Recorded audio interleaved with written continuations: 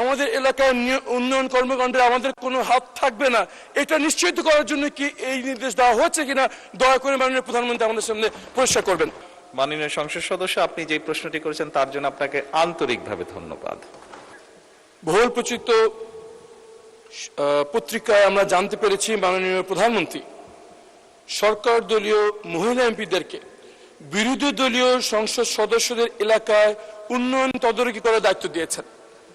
এই সাথে আরো বলা হয়েছে এসব উন্নয়নে ডিও লেটার ইস্যু করতে পারবেন সরকার দলীয় মহিলা এমপিগণ।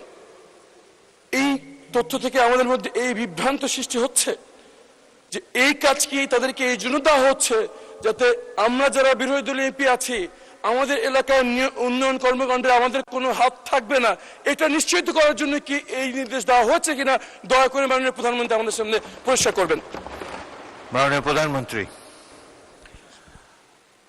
মাননীয় স্পিকার, ধন্যবাদ। মাননীয় সংসদ সদস্য, আপনি যে প্রশ্নটি করেছেন তার জন্য আপনাকে আন্তরিকভাবে ধন্যবাদ।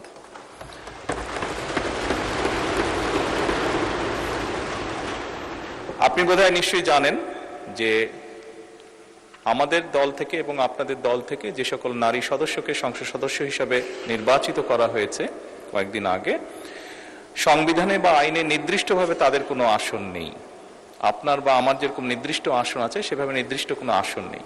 খুব স্বাভাবিকভাবেই আমরা আমাদের রাজনৈতিক বা সাংগঠনিক যে কাঠামো তার ভিত্তিতে আমরা তাদেরকে দলীয় অবস্থান থেকে আমরা কিছু জায়গা তাদের জন্য নির্দিষ্ট করেছি তারা কোথায় কাজ করবেন।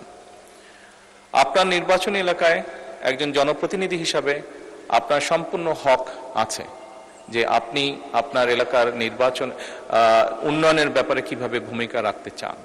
যেহেতু এই সংসদ এই নারী নেতৃবৃন্দকে বা নারী সংসদ সদস্যদেরকে নির্বাচিত করেছে, খুব স্বাভাবিকভাবেই তাদেরও একই রকম ভাবে হক আছে।